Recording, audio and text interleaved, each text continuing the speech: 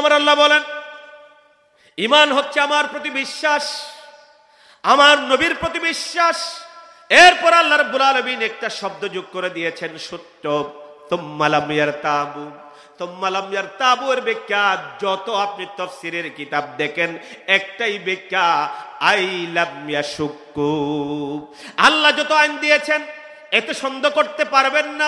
রাসূল 23 বছর যেই নীতিগুলো আমাদেরকে শিক্ষা দিয়েছেন, না মানা তো দূরের কথা, আপনি যদি ন্যূনতম চুল পরিমাণ সন্দেহ করেন, আপনি ঈমানদার থাকতে পারবেন না। ঠিক না বলুন? যেমন আমার বাংলাদেশে অনেক নেতাদেরকে বলতে শোনা যায়, অনেক বন্ড পীরকে বলতে শোনা যায়, নামাজ না পড়েও ভালো মুসলমান হওয়া যায়। আছে নাকি নাই? শরীয়তের মাসআলা জানেন? ও আমার রংপুরের ভাইয়েরা, কেউ যদি বলো যে নামাজ না পড়েও ভালো মুসলমান হওয়া যায়, মাসআলা হচ্ছে সাথে সাথে সে কাফের হয়ে যায়। নাউজুবিল্লাহ বলবেন না? আর কেউ যদি নামাজের ফরজিয়ত স্বীকার করে, স্বীকার করবার পর অবহেলা করে নামাজ না পড়ে, ইমাম আহমদ ইবনে হাম্বল বলেছেন তার শাস্তি হচ্ছে তিনি মুরতাদ হয়ে যাবে। তার তরবারি নিয়ে দেহ থেকে গর্দানটাকে এক কোপে আলাদা করে দিতে হবে। কি করলে? এক ওয়াক্ত নামাজ অবহেলা করে না পড়লে। সেই নামাজ আজ আমরা পড়ি না, কায়েম করি না। আর মুসলমান ইমাম শাফিঈ, ইমাম মালিক, ইমাম আহমদ ইবনে হাম্বল রাহিমাহুমুল্লাহ তারা বলেছেন আমরা তাদেরকে আপাতত মুরতাদ বলবো না, তবে ওয়াক্ত সালাত যদি কেউ বিনা কারণে ছেড়ে দেয়, তার শাস্তি হলো 3 দিন তারে জেলখানার মধ্যে বন্দী করা লাগবে। 3 দিনের ভিতরে যদি সে তওবা করে ফিরে আসে, তাহলে তাকে ছেড়ে দেওয়া হবে। যদি নামাজ না ধরে আর তওবা না করে আবার 3 দিন রাখতে হবে।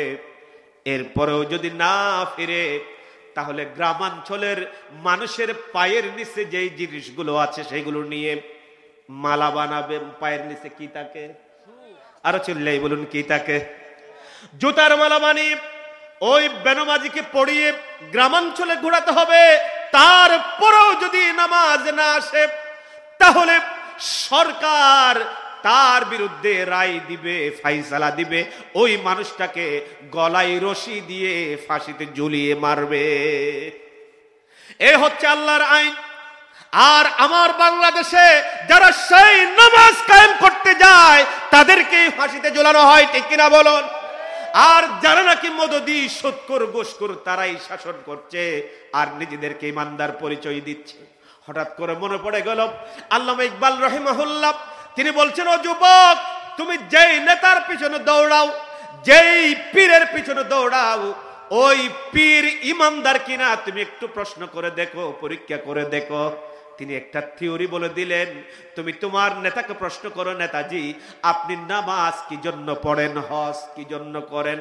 এখন যদি এই মুরব্বীকে আমি বলি, মুরব্বী আপনি নামাজ কি জন্য পড়েন, হজ কি জন্য করেন, যদি মেজাজ গরম হয় বলবে, বেটা কক্সবাজার থেকে এই প্রশ্ন আমাকে করবার জন্য আসছো নাকি? ঠিক না বেটি? আর যদি ঠান্ডা মেজাজের মানুষ হয়, তিনি বলবেন, বাবাজি নামাজ যেহেতু আল্লাহই ফরজ করে দিয়েছেন পড়ি, রোজা আল্লাহই রাখতে বলেছেন রাখি। আবার আল্লামা ইকবাল বলেন, তাহলে তুমি তারে প্রশ্ন করো, চাচাজি বুঝলাম, সব বুঝলাম, নামাজও পড়েন, রোজাও রাখেন, হজও করেন, যাকাতও দেন, মাথায় পট্টিও পড়েন, তাসবিহও গোনেন, কিন্তু যারা ইসলামের কথা বলে, কোরআনের কথা বলে, আল্লাহর কোরআন দিয়ে দেশ শাসনের কথা বলে, তাদেরকে মিথ্যা মামলা দেও কেন? আর হোটেলে গিয়ে এটা টানো কেন? এরকম নেতা আপনাদের রংপুরে নাই? আছে। আল্লামা ইকবাল বলেন, তখন তারা কি বলবে শোনা, মসজিদ মে যাকে নামাজ পড়ো, হোটেল মে যাকে শরাব পিও, মসজিদ মে যাকে নামাজ পড়ো, হোটেল মে যাকে শরাব পিও, ताकि रहमान भी रादी रहे, शैतान भी नाराज न हो। আল্লামা ইকবাল বলেন, সে নেতা, সেই ভণ্ড পীর তোমাকে উত্তর কেনা দিবে সেটা শুনে যাও। তারা বলবে আমরা নামাজ পড়ি আল্লাহকে খুশি করবার জন্য, আর মিথ্যা মামলায় হয়রানি করি, এটা একটু টানি, ওই নেতাজিদের পা ছাটি। কারণ হলো আমি যদি তাদের পা না ছাটি তাহলে ইউনিয়নের পর্যায়ের নেতা থেকে আমি জেলা পর্যায়ের নেতা হতে পারবো না। ঠিক কিনা বলুন? আপনি আল্লাহর প্রতি সন্দেহ এনেছেন, আল্লাহর প্রতি সন্দেহ এনেছেন, আপনি ইমানদার নন। এজন্য আমার আল্লাহ বলেন ইমানদার হলো তারা আল্লাহর প্রতি বিশ্বাস করবে, রসুলের প্রতি বিশ্বাস করবে। এরপর আল্লাহ বলছেন লাম ইয়ারতাবু, খবরদার বান্দা কোন ধরনের সন্দেহ করতে পারবি না। এটা আল্লাহ কেন করতে বলেছেন, কেন প্রশ্ন করতে পারবি না। এরপর আল্লাহ রাব্বুল আলামিন আরো দুটি কোয়ালিটির কথা বলছেন, ওয়াজাহাদু বিআমওয়ালিহিম ওয়া আনফুসিহিম ফি সাবিলিল্লাহ। আমার আল্লাহ বলেন আল্লাহর প্রতি বিশ্বাস, নবীর প্রতি বিশ্বাস, কেন কোনো প্রশ্ন নাই। নবী যা বলেছেন, আল্লাহ যা বলেছেন, যেভাবে বলেছেন সেভাবে মেনে নিতে হবে, সন্দেহ পোষণ করতে পারবি না। এরপরে প্রয়োজন যদি হয় জিহাদ করতে হবে, মাল দিয়ে, কি দিয়ে? সম্পদ দিয়ে। একজন মানুষের কাছে সবচেয়ে প্রিয় জিনিস হলো কয়েকটা জিনিসের ভিতরে সম্পদ, কারণ অনেক কষ্ট করে সম্পদ কামাই করে। ঠিক কিনা বলুন? আমার বাইরের টাকার জিহাদ কি জিনিস আপনাদেরকে শোনাই। হযরত মুসআব ইবনে উমাইর রাদিয়াল্লাহু তাআলা আন, তিনি মক্কার একটা ধনাঢ্য পরিবারের যুবক ছিলেন, একমাত্র একজনই সন্তান এক পরিবারে। মায়ের নাম হলো উম্মে খুনাইস, হাজার হাজার টাকার মালিক তদানীন্তন সময়ে। তিনি মনে মনে ভাবতেন, চিন্তা করতেন, খুবই চৌকস, খুবই প্রাজ্ঞ ছেলে। আবু জেহেল, আবুল আহাব যখন বিচার করতেন, কম বয়সী মুসআবের জন্য একটা চেয়ার খালি রাখতেন, এত সম্মান। কিন্তু চিন্তা করতেন, আহারে এই দুনিয়াতে মানুষ মানুষকে কষ্ট দেয়, মানুষ মানুষকে গোলাম বানিয়ে রাখে, এমন একটি কি ব্যক্তি সত্য আসবে না যিনি এই বৈষম্য দূর করে মানুষকে ভাই ভাই এবং সমান বানিয়ে দিবে। শুনতে পেলেন মুহাম্মদ নামে একজন আল্লাহর গোলাম মানুষদেরকে ইসলামের পথে ডাকে, দিনের পথে ডাকে। অনেক লম্বা কথা, হায়াতুস সাহাবা কিতাবের মধ্যে আপনারা পেয়ে যাবেন। একদিন চলে গেলেন চুরি করে, চুপি চুপি আমার নবীর দরবারে দারুল আরকামে। নবী করিম সাল্লাল্লাহু আলাইহি সাল্লাম নামাজরত ছিলেন, নামাজ শেষ করলেন। মুসাব ইবনে উমাইর আমার নবীজির চেহারা মুবারক দেখলেন, তিনার বর্ণনা, চেহারা দেখে আমি আবির্ভূত হয়ে গেলাম। আমার অজান্তে আমি হাতখানা বাড়িয়ে দিলাম, নবী আমার হাতের উপরে তার মুবারকময় হাতটি রেখে আমাকে পরিয়ে দিলেন, লা ইলাহা ইল্লাল্লাহু মুহাম্মাদুর রাসূলুল্লাহ। দুনিয়ার কাউকে ভয় পাই নাই। কিসের আবু জেহেলের ভয়, কিসের আবু সুফিয়ানের ভয়? আমার হৃদয়ে একটি সত্তার ভয়, সেটা হলো আমার মায়ের ভয়। কারণ হলো আমার মা অত্যন্ত অত্যন্ত মূর্তির প্রতি শ্রদ্ধাভাজন ছিলেন, মূর্তি পূজক ছিলেন, ভালোবাসা ছিলেন।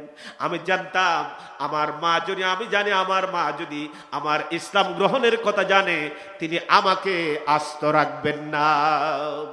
কিন্তু তার ভিতরে যে ইমান, যার হৃদয়ে ইমানের নূর, ওই মানুষটাকে নীরব থাকতে পারে নাকি? দুনিয়ার সব সম্পদ যদি তার পা ছুঁয়ে আর বলে ইমান ছেড়ে দে, ইসলাম ছেড়ে দে, কোরআনের আইন চাইস না, সে কি বসে থাকতে পারে নাকি? আপোষ করতে পারে নাকি? যেমনি ভাবে আমাদের আল্লাহ আপোষ করে নাই, অনেক শহীদরা আপোষ করে নাই। ভাইয়েরা, হযরত মুসআব ইবনে উমাইর বিদ্যুৎ গতিতে, বাতাসের গতিতে প্রকাশ হয়ে গেল মক্কার অলিতে গলিতে যে মুসআব বেদিন হয়ে গিয়েছে, বেদিন হয়ে গিয়েছে। তার মাম্মু খুনাইসের কানে চলে গেল। উম্মে খুনাইস মুসআবকে ডাকলেন, বললেন, বাবা আমি শুনেছি ইসলাম। মদিনা মুনওয়ারায় চলে গেলেন। নবী করিম সাল্লাল্লাহু আলাইহি সাল্লাম মদিনা মুনওয়ারায় চলে গেলেন। মুসআব ইবনে উমাইর বেহুশের মতো, কারণ একজন ইমানদার নবীকে না দেখে কখনো থাকতে পারে? সাহাবীদের হৃদয়, হৃৎপিণ্ড ছিল আমার নবী। নিজের চাইতে বেশি ভালোবাসতেন আমার নবীকে। আজকেও যদি কেউ ইমানদার হতে চান প্রকৃত, আপনার নিজের চাইতে আমার নবীর প্রতি ভালোবাসা বেশি হওয়া লাগবে, ঠিক কিনা বলুন? হযরত মুসআব ইবনে উমাইর মদিনায় চলে গেলেন। একদিন নবীজি সাল্লাল্লাহু আলাইহি সাল্লাম সাহাবীদেরকে নিয়ে বসলেন, কথা বলছিলেন, হাসছিলেন। হঠাৎ করে সাহাবারা খেয়াল করলেন আমার নবীর চেহারা মুবারক মলিন হয়ে গিয়েছে, আর চোখ থেকে পানি টলমল টলমল চোখে পানি করছে, চোখ থেকে পানি ঝরে পড়ছে। সাহাবীরাও কষ্টে তারা ঘাবড়ে গেলেন, বললেন ইয়া রাসূলুল্লাহ, বুঝতে তো পারি নাই, একটু আগে হাস্যোজ্জ্বল ছিলেন, এখন হঠাৎ করে আপনার চেহারা বিমর্ষ। নবীজি কি হয়েছে আর আপনার চোখ থেকে পানি ঝরছে, কারণটা কি? নবী করিম সাল্লাল্লাহু আলাইহি সাল্লাম আঙ্গুল মুবারক দিয়ে ইশারা করে দেখিয়ে দিলেন, ওই যে দেখো হেঁটে যাচ্ছে যুবক, তিনি আর কেউ নন, তিনি হচ্ছেন মুসআব ইবনে উমাইর। তার ঈমানের কি অবস্থা শোনো। এই মুসআব ইবনে উমাইরকে আমি মুহাম্মদ মক্কার মদিনার জমিনে দেখেছি, তার চাইতে ধনাঢ্য পরিবারের সন্তান আর কেউ ছিল না। এমন দামি কাপড় পরতেন, মক্কার কোন ঘরের যুবক তার চেয়ে দামি কাপড় পরতেন। তিনি সম্পদকে লাথি মেরেছেন কেবলমাত্র ঈমানের কারণে, আল্লাহু আকবার। কিন্তু আজ কতগুলো পাতি নেতা, পাতি গুন্ডা, পাতি বিয়াদব, পাতি ব্যক্তিত্ব আছে যারা দুনিয়ার সামান্য চাকচিক্যের জন্য ইমানদার ব্যক্তিদের পিছু না হেঁটে বরং ওই মুনাফিকদের সামনে হাঁটে, ঠিক না বলুন? প্রিয় ভাই সব, হযরত মুসআব ইবনে উমাইর জিহাদ করেছেন মালের সম্পদের মায়া ছেড়ে দিয়ে। আমার ভাইয়েরা, উহুদের যুদ্ধের দামামা বেজে উঠল, সাহাবীদেরকে নবী একত্রিত করলেন, আর নবীজি সাল্লাল্লাহু আলাইহি সাল্লাম কালিমা খচিত পতাকা ঝান্ডাটা হাতে নিলেন।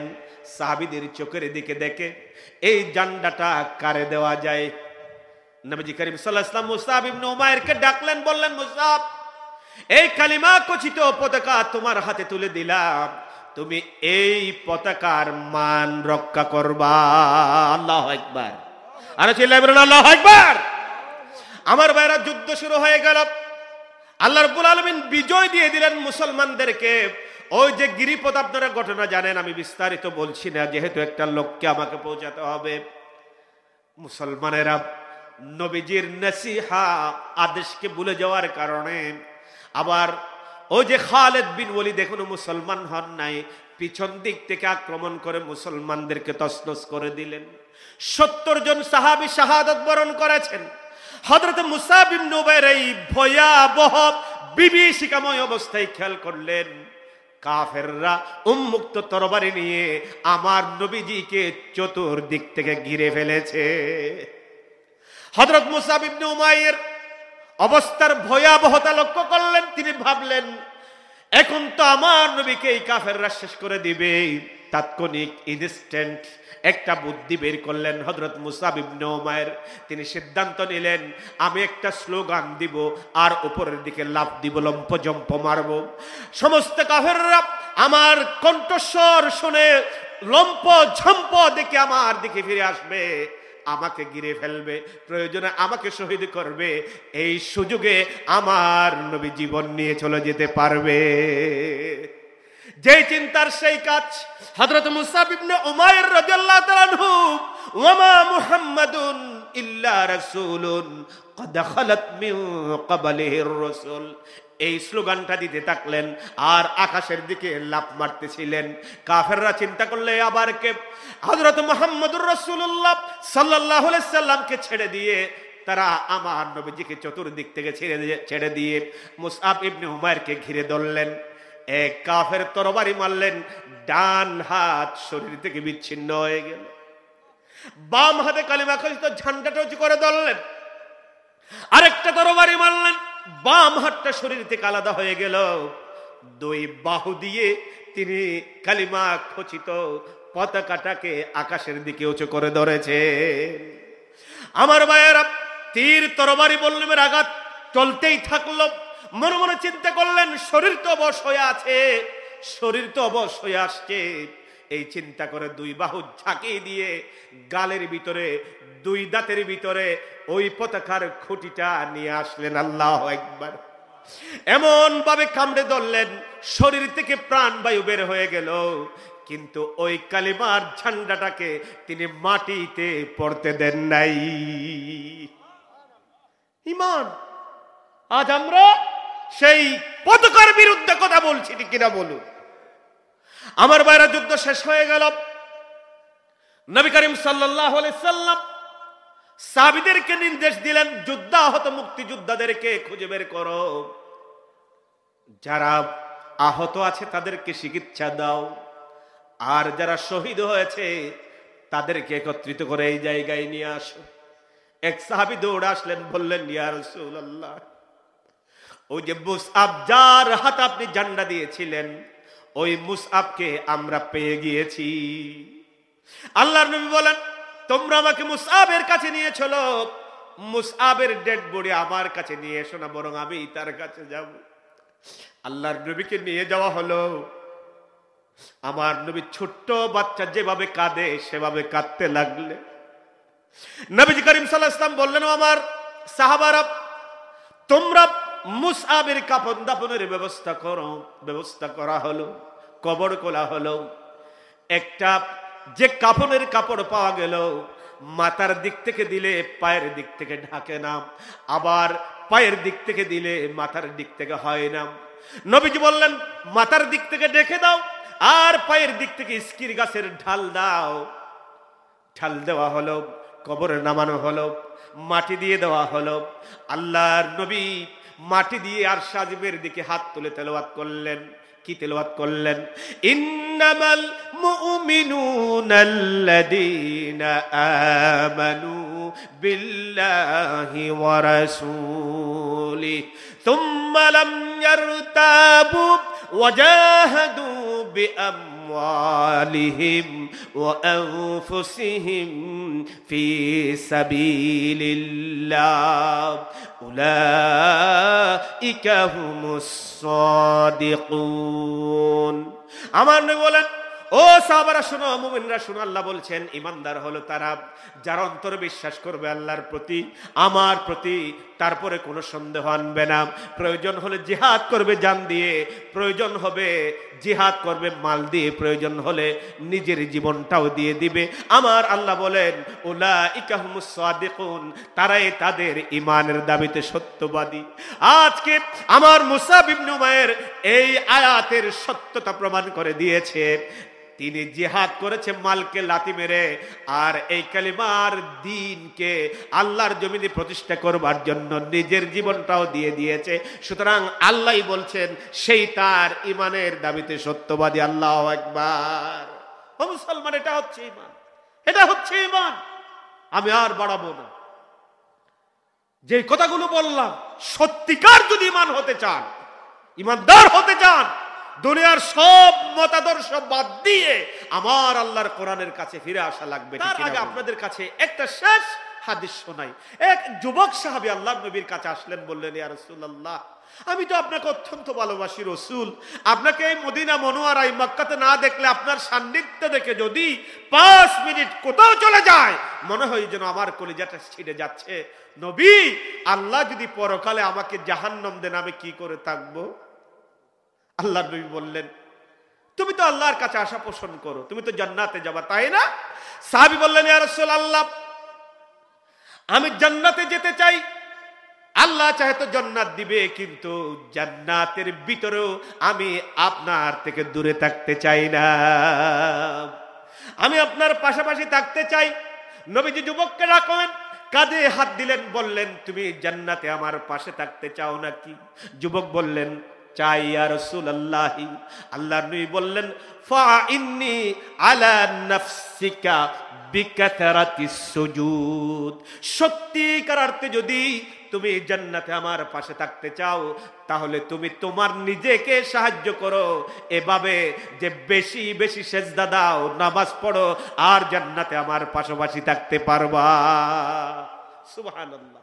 আপনারা মা বোন যারা পর্দার অন্তরালে আছেন, আপনারা যারা আছেন, আল্লাহ আমি গুনাহগারকে যদি জান্নাত দেন, আমাদের সবাইকে জান্নাত দেন, আল্লাহর কি কোনো ক্ষতি আছে? আপনারা কি জান্নাতে একসাথে থাকতে চান? কে কে চান আল্লাহকে দু হাত তুলে দেখান। বলি আল্লাহ, বলি আল্লাহ। আজ থেকে মা বোনেরা হাত তুলে, আল্লাহ দেখতেছে, আজ থেকে 5 ওয়াক্ত ফরজ নামাজ ছাড়বো না, ছাড়বো না, ছাড়বো না, বলি ইনশাআল্লাহ। মা বোনেরা যারা আসছেন, দুটা কাজ করেন, শুধু আপনারা দুটা কাজ করেন। এক, 5 ওয়াক্ত নামাজ আদায় করেন, পর্দা করেন, এরপরে স্বামীদের খেদমত করেন, জান্নাত পেয়ে যাবেন। কি পেয়ে যাবে? জান্নাত পেয়ে যাবে, স্বামীর খেদমত। এবং 5 ওয়াক্ত নামাজ, অনেক মেয়ে আছে যেই মেয়েগুলো মরলে পড়ে স্বামীরা কাঁদে। কারা কাঁদে? এক জায়গায় এক স্ত্রী মারা গেল, স্বামী তো ওজোর নয় না, হাউমাউ করে কাঁদতেছে। একজন এসে বলছে, তোর মতো বউ পাগলার দেখি নেই, বউ মরেছে এভাবে কাঁদতে হয়? তিনি বললেন, আহারে গাদা, বুঝিস নাই, এই যে মেয়েটি কত জ্বালা জ্বালাইছে আমাকে, আজকে সে মরেছে খুশির কান্না, কষ্টের কান্না নয়। নাউজুবিল্লাহ। রাসূল কারীম সাল্লাল্লাহু আলাইহি ওয়াসাল্লাম বলছেন, আইয়ুমা ইমরাআতিন মাতাত ওয়া যাওজুহা আনহা রাদিন দাখালাতিল জান্নাহ। কোন মেয়ে মারা গেল, স্ত্রী মারা গেল, স্বামী যদি হৃদয় থেকে কষ্ট পেয়ে বিয়োগের কারণে 2 ফোঁটা চোখের পানি ফেলে, আল্লাহ রাব্বুল আলামিন ওই মহিলাকে জান্নাত ওয়াজিব করে দেন। সুবহানাল্লাহ বলবেন না? এজন্য মেয়েরা তো আজকে ইসলাম আমরাই মানি না। আমার ভাই পরিচালক যিনি আছেন, ভাই আপনাকে বলছি না, আপনি আবার রাগ করবেন না। যখন খালাতো ভাইয়ের, ফুফাতো ভাইয়ের, চাচাতো ভাইয়ের, মামাতো ভাইয়ের বিয়ে অনুষ্ঠান হবে, তখন বলে, এই বউ সুন্দর করে সাজগুজ কর, নতুন শাড়ি পর, লিপস্টিক লাগা।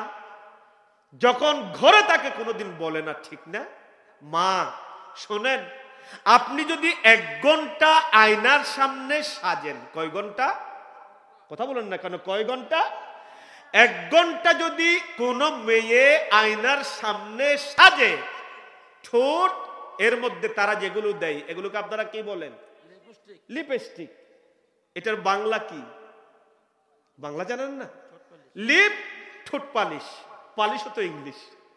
লিপ মানে হচ্ছে ওট, স্টিক মানে হচ্ছে রঞ্জনী, মানে উষ্ট্র রঞ্জনী।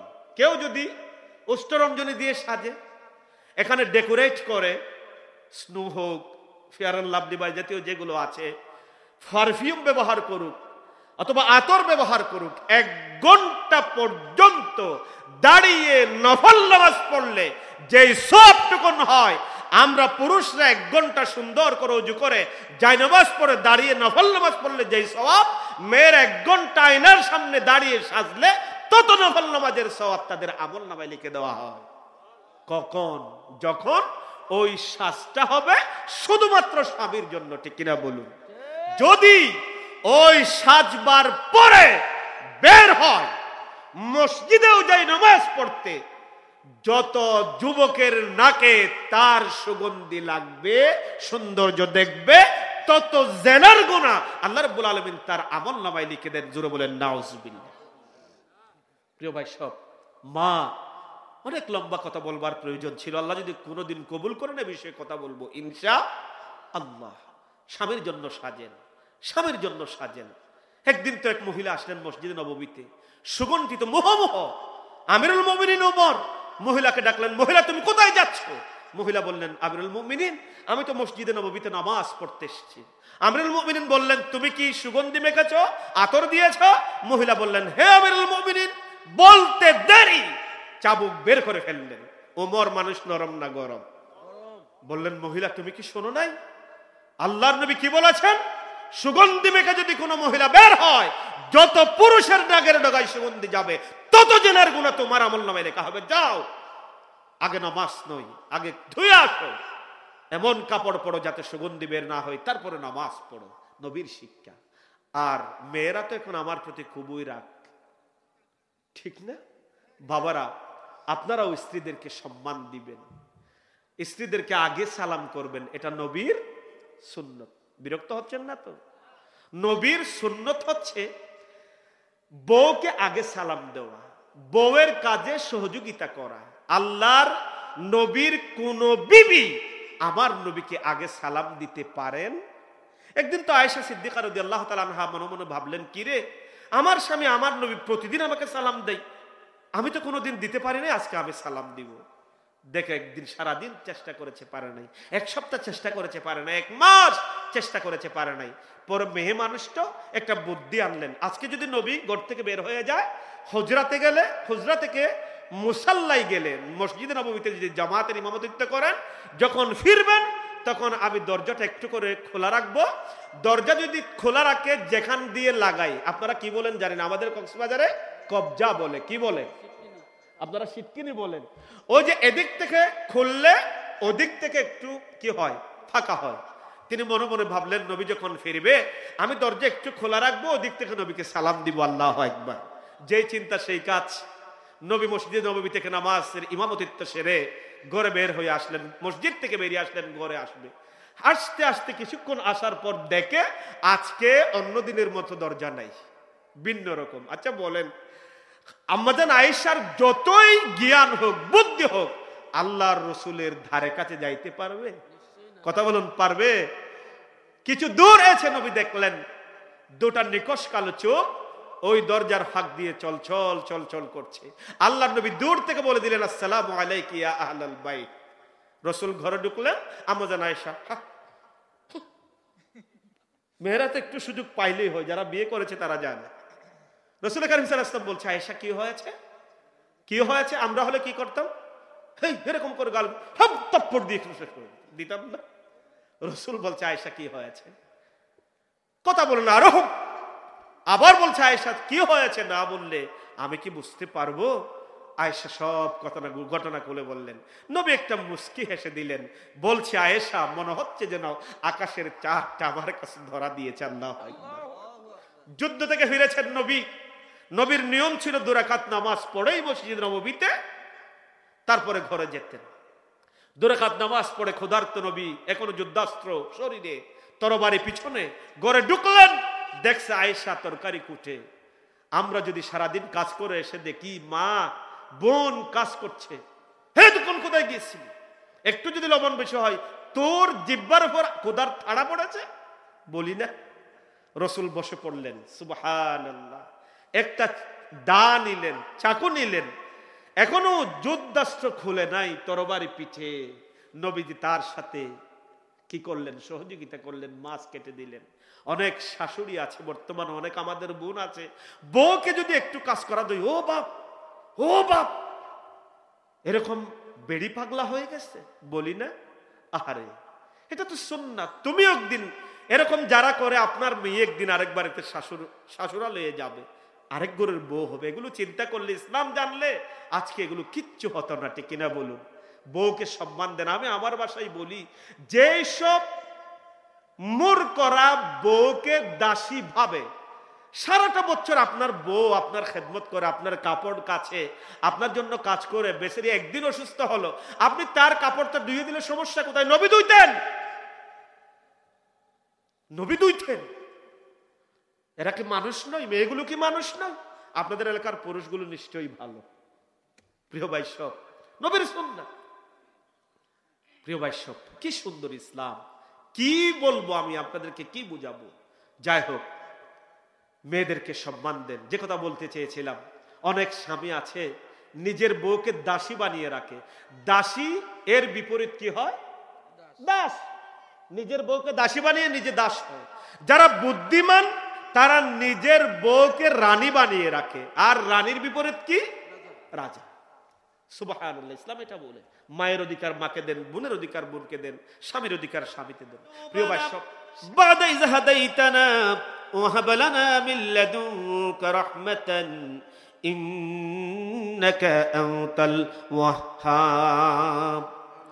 আল্লাহ তাআলা গভীর রজনী, কুয়াশাচ্ছন্ন রাত, সামিয়ানা থেকে বৃষ্টির মতো টপ টপ পানি ঝরছে, এমন একটি মুহূর্তে আল হেলাল ক্যাডেট মাদ্রাসার উদ্যোগে আয়োজিত 5 দিন ব্যাপী ঐতিহাসিক তাফসীরুল কোরআন মাহফিলের 2য় রজনীর সমাপনী অধিবেশন শেষ করে আমরা কতগুলো গুনাহগার বান্দা, কতগুলো গুনাহগার বান্দি তোমার আলিশান দরবারের উদ্দেশ্যে হাত তুলেছি রে আল্লাহ। আল্লাহ রাব্বুল আলামিন গতকালকে থেকে আজ পর্যন্ত যে কোরআন থেকে কথা বলা হলো, তেলাওয়াত করা হলো, কয়েকবার দরুদ সালাম পাঠ করা হলো, আল্লাহ রাব্বুল আলামিন যেই সওয়াবটুকুন হলো, সওয়াবটুকুন বিশ্ব নবীজি মুহাম্মদুর রাসূলুল্লাহ সাল্লাল্লাহু আলাইহি সাল্লামের রূহ মুবারকের উপরে পৌঁছে দাও। আল্লাহ তাআলা যত আম্বিয়া কেরাম আলাইহিমুস সালাম দুনিয়ার মধ্যে ছিলেন, তাদের আরওয়াহের উপরে সওয়াব পৌঁছে দাও। সাহাবায়ে কেরাম রাদিয়াল্লাহু তাআলা আনহুম আজমাইন, তাবেঈন, তাবেঈন রাদিয়াল্লাহু তাআলা আনহুম আজমাইনদের আরওয়াহের উপরে সওয়াব পৌঁছে দাও। আল্লাহ তাআলা যত মুমিন মুমিনাত, মুসলিম মুসলিমাত কবরবাসী হয়েছেন, কবরগুলোকে জান্নাতের বাগিচা বানিয়ে দাও। খাস করে আমরা যারা হাত তুলেছি, মা বোন যারা পর্দার অন্তরালে হাত তুলেছেন, এমন দুটো হাত আছে যার মা নাই, এমন দুটো হাত আছে যার বাবা নাই। আল্লাহ রাব্বুল আলামিন এমন দুটো হাত আছে যার মাও নাই, বাবাও নাই। আল্লাহ রাব্বুল আলামিন মায়ের কথা কি বলবো, মা তো তিনি। হাড় কাঁপানো রজনীতে ছোট্ট ছিলাম বলে একবার নয়, দুইবার নয়, অজস্রবার কম্বলের ভিতরে মায়ের মুখে প্রস্রাব করে দিয়েছি। দুনিয়ার এরকম কোন ইতিহাস নাই মা সন্তানকে লাথি মেরে বিছানা থেকে ফেলে দিয়েছে রে আল্লাহ। আল্লাহ, আমি একজন বাহারা সন্তান। আল্লাহ, মা কষ্ট করে উঠে সুন্দর করে ধুয়ে মুছে দিয়ে শুকনো কাপড় মুড়ি আমাদেরকে বুকে আগলিয়ে নিতেন, কপালে চুমু দিতেন রে মা। ভালো রান্না হলে নিজে না কি আমাদেরকে খাওয়াতেন। আজকে টাকা ইনকাম করি কিন্তু মা জননী নাই। আল্লাহ রাব্বুল আলামিন বাবা যাদের দুনিয়া থেকে বিদায় হয়ে চলে গিয়েছে, বাবা তো তিনি যিনি আমাদের বটবৃক্ষ হয়ে ছায়া দিতেন। সারাটি জীবন রিকশা চালিয়েছেন। আল্লাহ রাব্বুল আলামিন ড্রাইভারিং করতে গিয়ে পথের মধ্যে অ্যাক্সিডেন্টে জীবন চলে গিয়েছে। অনেক বাবা গভীর জঙ্গলে কাঠ সংগ্রহ করতে গিয়ে নিজেই সেখানে হিংস্র জন্তুর তাবাই প্রাণ হারিয়েছে। অনেকের বাবা আল্লাহ রাব্বুল আলামিন গভীর সমুদ্র চলে যেতেন মাছ ধরতে, সেখান থেকে না ফিরে নিজেই মাছের খাদ্য হয়ে গিয়েছে।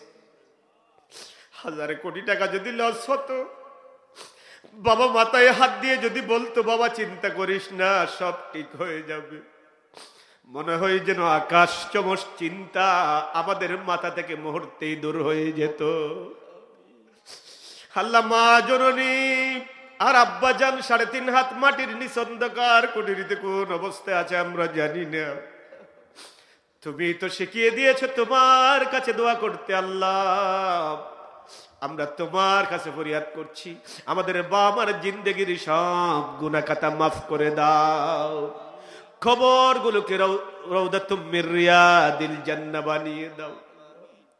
আমাদের মা বাপ যাদের দুনিয়াতে বেঁচে আছেন, অসুস্থ আছেন, শেফায়ে আজিলা কামিলা দান করো, হায়াতুত তাইয়্যিবা সিহহাত কুল্লিয়া নসিব করে দাও।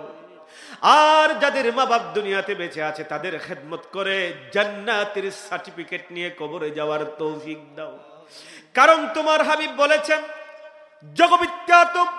জগবিখ্যাত যদি মুফতি হয়, মুহাদ্দিস হয়, মুফাসসির হয়, বাবা মা যদিও সন্তুষ্ট হয়, ওই মুফতি মুহাদ্দিস মুফাসসিরের প্রতি ওই মুফতি মুহাদ্দিস মুফাসসির জাহান্নামে চলে যাবে, এতে কোনো সন্দেহ নাই। জাহান্নাম তার উপর ওয়াজিব হয়ে যায়। আবার সাধারণ রিকশাওয়ালা, ঠেলাওয়ালা, কৃষক ইমানের মৌলিক বিষয়গুলো যদি মেনে চলে আর বাবা মা যদি তার উপর সন্তুষ্ট হয়ে যায়, তোমার হাবিব বলেছেন তার জন্য তোমার জান্নাত ওয়াজিব হয়ে যায়। আল্লাহ রাব্বুল আলামিন সেই বাবা মার খেদমত করার তৌফিক আমাদেরকে দিয়ে দাও। রাব্বির হামহুমা কামা রাব্বায়ানি সাগীরা। সবাই বলুন, রাব্বির হামহুমা কামা রাব্বায়ানি সাগীরা। আল্লাহ তাআলা এত বড় কোরআনের 5 দিন ব্যাপী এই প্রতিষ্ঠানের আঞ্জাম দিয়ে যাচ্ছেন মৌলানা ইসরাফিল ভাই। তিনি তার বাবার জন্য দোয়া চেয়েছেন, বাবা দুনিয়া থেকে বিদায় হয়ে চলে গিয়েছেন। আল্লাহ রাব্বুল আলামিন ভাইকে ধৈর্য ধারণ করার তৌফিক দাও, পাশাপাশি কবরটাকে জান্নাতুল ফিরদাউসের বাগান বানিয়ে দাও। আল্লাহ তাআলা আমরা যারা হাত তুলেছি, সারাটি জীবন নিজের প্রতি জুলুম করেছি, ছোট গুনাহ করেছি, বড় গুনাহ করেছি, আল্লাহ প্রকাশ্যে করেছি, অপ্রকাশ্যে করেছি, জেনে করেছি, না জেনে করেছি। আল্লাহ তোমার কাছে ভিক্ষুকের মতো ফরিয়াদ করছি, আমাদের জিন্দেগির সব গুনাহ খাতা মাফ করে দাও। আল্লাহুম্মা গফির যামবানা কুল্লাহ দিক্কাতাও ওয়া জিল্লাহ ওয়া আউওয়ালাহু ওয়া আখিরাহ ওয়া আলানিয়াতাহু ওয়া সিররাহ ইয়া রাব্বাল আলামিন। আল্লাহ তাআলা আমার ডান পাশে দাড়ি পাকা মুরব্বি, বাম পাশে আমাদের ভাইয়েরা আছে, আল্লাহ রাব্বুল আলামিন যত আমন্ত্রিত উলামায়ে কেরাম আছে, মেহমান আছে, আল্লাহ রাব্বুল আলামিন মুরব্বি যারা আছেন এমন চরিত্র দাও যাতে করে জান্নাতে হযরত আবু বকরের সাথে থাকতে পারে, এরকম যোগ্যতা তুমি তাদেরকে দিয়ে দাও। আল্লাহ যুবক যারা হাত তুলেছে, খালিদ বিন ওয়ালিদের মতো চরিত্র দাও। আল্লাহ রাব্বুল আলামিন দ্বীনের এক একজন সৈনিক মুজাহিদ বানিয়ে দাও, এমন সন্তান বানিয়ে দাও যাতে করে বাবা মার চক্ষু শীতলকারী হতে পারে, এরকম চরিত্র তাদেরকে দিয়ে দাও। আল্লাহ রাব্বুল আলামিন শিশু বাচ্চা যারা হাত তুলেছে, হাসান হোসেনের মতো কবুল করে নাও। আল্লাহ রাব্বুল আলামিন যত অডিয়েন্স আছে, শুনতে এসেছে ভাইয়েরা, তাদেরকে তুমি কবুল করে নাও। বিশেষ করে মহিলা প্যান্ডেলে আমার মা বোনেরা অবস্থানরত আছেন, আল্লাহ রাব্বুল আলামিন মা বোন যারা এসেছেন, স্বামী স্ত্রীতে যদি ভুল বোঝাবুঝি থাকে তুমি দূর করে দাও। আল্লাহ রাব্বুল আলামিন ভালোবাসা তৈরি করে দাও, নিঃসন্তানকে সন্তান দাও, মাগুলোকে 5 ওয়াক্ত নামাজ আদায় করবার তৌফিক দাও। পর্দা নিয়ে স্বামীর সেবা করে জান্নাতের গ্যারান্টি নিয়ে যাতে বিদায় হতে পারে দুনিয়া থেকে, এই তৌফিক তুমি তাদেরকে দিয়ে দাও। আল্লাহ রাব্বুল আলামিন বিবাহ যোগ্য মেয়ে থেকে থাকলে সৎপাত্রস্থ করার তৌফিক দাও। আল্লাহ রাব্বুল আলামিন শিক্ষার্থী যারা এসেছেন এমন রেজাল্ট করবার তৌফিক দাও যাতে করে বাবা মার মুখ উজ্জ্বল করে প্রতিবেশীকে আল্লাহ রাব্বুল আলামিন সহাস্যবোধনে তারা রিসিভ করে এরকম যোগ্যতা দিয়ে দাও। আল্লাহ রাব্বুল আলামিন আমি নগণ্য গোলাম, যেই কথাটুকুন বলেছি ভুল কোন তথ্য দিয়ে থাকলে তোমার বান্দাদের স্মৃতি থেকে মুছে দাও। আর কোরআন সুন্নাহ ভিত্তিক যেই কথাগুলো বললাম আমাকে সহ আমাদের সবাইকে আমল করার তৌফিক দাও। আল্লাহ আজকে এই মাহফিলে কথা রেখেছেন আমার আজিজ জনাব মৌলানা মোহাম্মদ শরীফুল ইসলাম, তুমি তার কবুল করো, কণ্ঠটাকে দারাজ করো। আল্লাহ তুমি সামিউল ইসলাম ফারুকীকে কবুল করো, আল্লাহ তুমি তার সারা বিশ্বময় ছড়িয়ে দাও। আল্লাহ আব্দুল কাদের জিলানী আমার সাথে এসেছেন, আল্লাহ তুমি তাকেও কবুল করে নাও। আল্লাহ তুমি আমাদের সবাইকে কবুল করে নাও। আল্লাহ আমার দেশে ইসলাম প্রতিষ্ঠার জন্য যারা শাহাদাতের রোমিও সোজা পান করেছেন, আল্লাহ তুমি তাদেরকে শাহাদাতের মর্যাদা দিয়ে দাও, কবরটাকে জান্নাতুল ফিরদাউসের বাগান বানিয়ে দাও। আল্লাহ আল্লামা সাইদিকে তুমি ওই জান্নাতে কোরআনের পাখি যেমন দুনিয়াতে তিনি পেয়েছিলেন এই খেতাব, আল্লাহ তুমি তারও জান্নাতের মধ্যে কোরআনের পাখি বানিয়ে দাও। আল্লাহ 5 আগস্ট থেকে এর আগে ফ্যাসিস্ট মুক্ত করবার জন্য আমার দেশের যেসব ইমানদার যুবকের আল্লাহ প্রাণ দিয়েছেন, আল্লাহ তুমি পরিবারগুলোকে ধৈর্য ধারণ করবার তৌফিক দাও। আল্লাহ তুমি তাদেরকে ধৈর্য ধারণ করবার তৌফিক দাও। তোমার তার উপর তাদের উপর রহমত করো। আল্লাহ শহীদ গুলোকে শাহাদাতের মর্যাদা দিয়ে দাও। প্রিয় ভাই সব, একটা মিনিট আপনাদেরকে ছেড়ে দিলাম, আল্লাহ আমাদেরকে খালি হাতে ফেরত দিবেন না। আল্লাহর কাছে হাত তুলে আর কাঁদেন, যা ইচ্ছা তা চান, ইনশাআল্লাহ আল্লাহ কবুল করবে।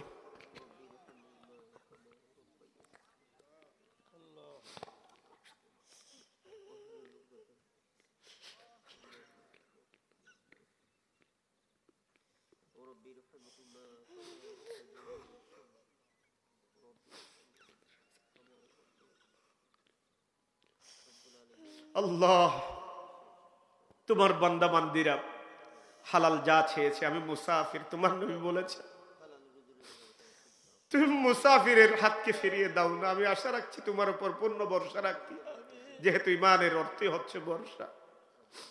আল্লাহ কালি হাতে ফেরত দিও না। আল্লাহুম্মা নাওয়ির কুলুবানা বিল কুরআন ওয়া যায়্যিন আখলাকানা বিজিনাতিল কুরআন ونجنا من النار بشفاعة القرآن وأدخلنا الجنة ببركة القرآن আল্লাহ মাইকম্যান, লাইটম্যান, জেনারেটরম্যান, সাংবাদিক, আল্লাহ মিডিয়া ব্যক্তিত্ব যারা এসেছে আল্লাহ তুমি তাদেরকে কবুল করো। আল্লাহ 5টা দিন পর্যন্ত আমার ইসরাফিল এই যে কষ্ট করছে আল্লাহ তুমি তাকে জাযায়ে খায়র নসিব করো। আল্লাহুম্মা জাআলিল মুওয়াদ্দা ওয়াল মুহাব্বা বাইনানা কামা জাআলতা বাইনাল মুহাজিরিন ওয়াল আনসার ইয়া রাব্বাল আলামিন। হাত পেতেছি মোরা গুনাহগার তোমারি দরগায় প্রভু, তোমারি দরগায় শূন্য হাতে ওগো মোদের ফিরায়ো না হায়, মোদের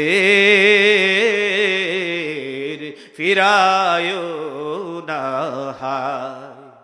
ربنا تقبل منا إنك أنت السميع العليم وتب علينا إنك أنت التواب الرحيم.